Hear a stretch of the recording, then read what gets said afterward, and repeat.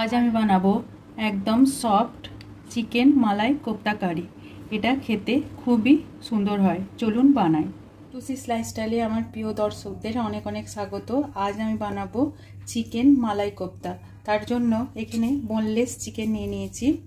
এবার এই চিকেনটা আমি একটু মিক্সিং জারে দিয়ে পেস্ট করে নেব। এর জন্য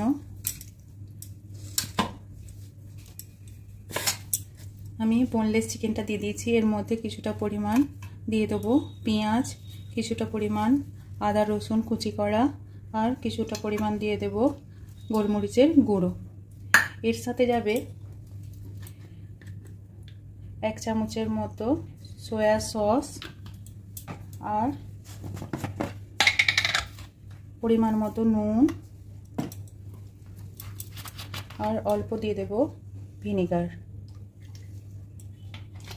এই সমস্তটার সঙ্গে আমি একটু ধনেপাতাও অ্যাড করে দিলাম, দিয়ে এটা দুটো ব্যাচে আমি পেস্ট করে নেব। এবার চিকেনটা ভালোভাবে মশলা সমেত পেস্ট করে নেওয়ার পর আমি বাইন্ডিংয়ের জন্য দিয়ে দেব 2 চামচ মতো কর্নফ্লোর। এবার দিয়ে দেবো কিছুটা পরিমাণ সাদা তেল।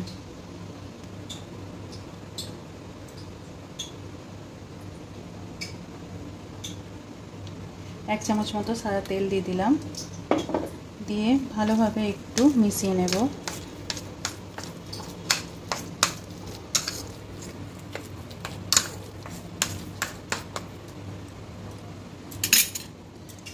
এইভাবে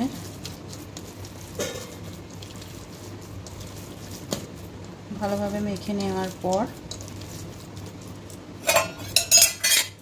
এবার হাতেতে একটু সাদা তেল মাখিয়ে আমি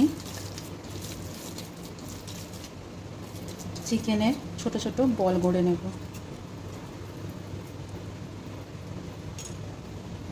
এইভাবে ছোট ছোট বল করে নেব।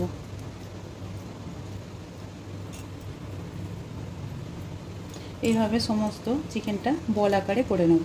তাতে আমি সাদা তেল গরম করে নিয়েছি। এবার একে একে চিকেনের বলগুলোকে এইভাবে একটু ছেড়ে নেব, দিয়ে একটু লাল লাল করে ভেজে নেব।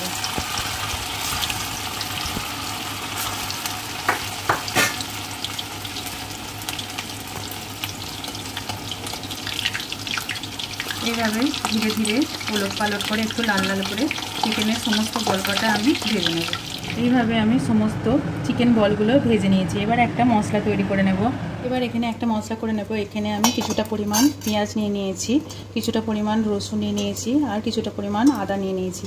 এই সমস্তটার সঙ্গে একটু কাজু, গোটা কাজু নিয়ে নিয়েছি, 4 মগজ নিয়ে নিয়েছি, আর কসুরি মেথি নিয়ে নিয়েছি। এই সমস্তটাও দিয়ে দেব, আর অল্প অল্প দই দিয়ে এটাকে বেটে নেব। এবার বাকি তেলটা আমি একটা প্যানের মধ্যে নিয়ে নিয়েছি। তেলটা আমার গরম হয়ে গেছে। এই পেস্টটা আমি ধীরে ধীরে এর মধ্যে দিয়ে দেব, দিয়ে ভালোভাবে কিছুক্ষণ ধরে কষিয়ে নেব।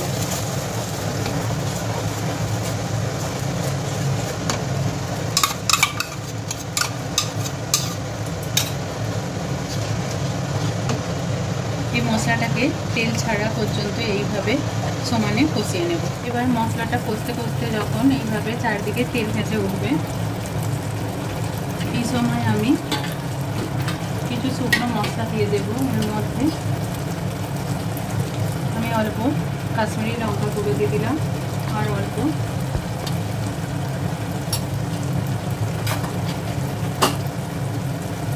পরিমাণ মতো নুন দিয়ে দিলাম,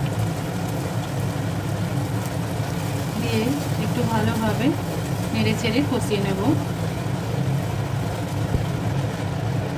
এইভাবে সমস্তটাকে ভালোভাবে মিশিয়ে নিয়ে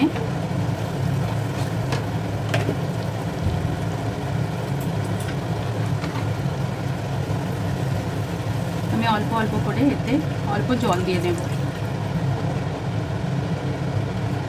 এবার জলটা একটু দিয়ে এই গ্রেভিটা ফুটতে অপেক্ষা করব।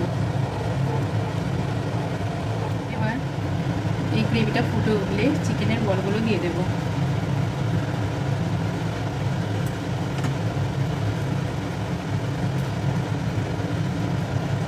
দিয়ে একটু ভালোভাবে নাড়িয়ে নেব। এবার গ্যাসটাকে একটু কমিয়ে এবার একটা চাপা দিয়ে আমি এই গ্রেভিটাকে 5 মিনিটের জন্য ভালোভাবে ফুটিয়ে নেব। এবার 5 মিনিট বাদে আমি ঢাকনাটা তুলে নিলাম। দেখুন কত সুন্দর কালার এসছে আর চিকেনের বলগুলো ভালোভাবে সিদ্ধ হয়ে গেছে। এই সময় আমি এটাকে ব্যালেন্স করার জন্য হালকা চিনি দিয়ে দেব, দিয়ে ভালোভাবে একটু নেড়ে চেড়ে নেব হালকা হাতে।